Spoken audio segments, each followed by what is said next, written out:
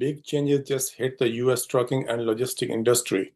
The Department of Transportation, or DOT, and the Federal Motor Carrier Safety Administration, or FMCSA, have issued an emergency rule tightening how states issue non-domiciled commercial driver's license, also known as non-resident CDLs. If you are a non-U.S. citizen driving with a CDL or an employer hiring non-immigrant drivers, this video is for you. I'm Muhammad Amir. I'm an immigration attorney and founder of Amir Law Firm, and I will explain what this rule means, who is affected, and how to stay compliant. Before I start, make sure to subscribe to our channel and turn on notifications so you don't miss our new videos and updates.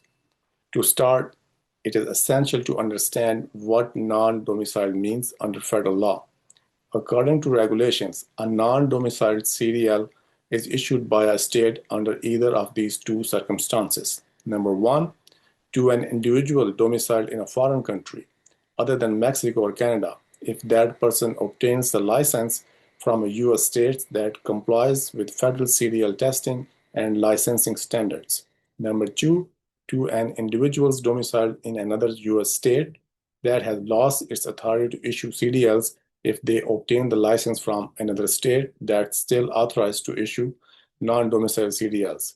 In simple terms, a non-domiciled CDL is meant for foreign or out-of-state individuals temporarily authorized to operate commercial vehicles in the U.S. A domiciled CDL, by contrast, is issued to someone who actually lives or is legally domiciled in the state. The new DOT rule only restricts non-domiciled CDLs and CLPs. Domiciled CDLs appears to remain unaffected. On September 29th, the U.S. Department of Transportation issued an interim final rule restoring integrity to the issuance of non-domiciled commercial driver's license. The rule was effective immediately and is response to fatal accidents and compliance failure discovered in several states. Here's what is changing. Number one, eligibility restricted. Only drivers in specific employment-based non-immigrant categories such as H-1B, L-1s, O-1, H-2A, H-2B, and E-2 can now qualify for non-domiciled CDLs or CLPs. Number two, the EAD-only workers excluded. Asylum seekers, DACA recipients, TPS holders, and pending adjustment applicants are no longer eligible for a CPL or CDL. Number three, mandatory documentation. At issuance or renewal, applicants must present an unexpired foreign passport and valid I-94 showing one of the permitted visa categories. Number four, SAVE system verification. States must verify each applicant's lawful immigrant status using Department of Homeland Security systematic alien verification or entitlements or SAVE database.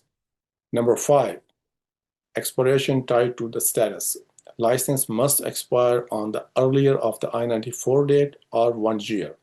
Number six, immediate state compliance. State must pause issuance or renewal of non-domiciled CDLs until their system comply. Number seven, revocation requirement. State must downgrade or revoke a non-domiciled CDL within 30 days if driver loses eligibility. Number eight, in-person renewals only. Renewals can no longer be done online or by mail.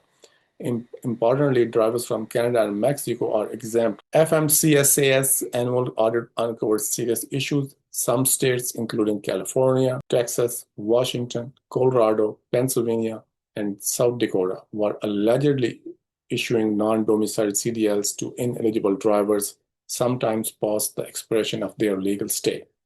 Several deadly crashes in early 2025 involving non-domiciled CDL holder triggered the emergency rule. DOT described it as addressing an imminent hazard on America's roadway.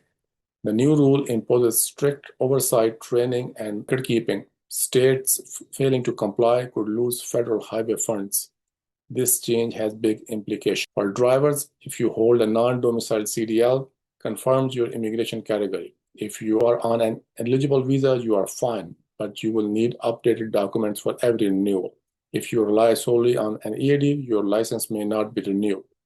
For employer, Audit your drivers. Ensure non-domiciled CDL holders have valid passport, I-94s, and qualifying status. For states, must halt issuance until safe queries and expiry tracking systems are fully functional.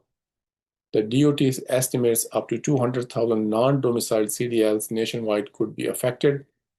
This is about 5% of the nation's commercial drivers' workforce. What's next and legal outlook?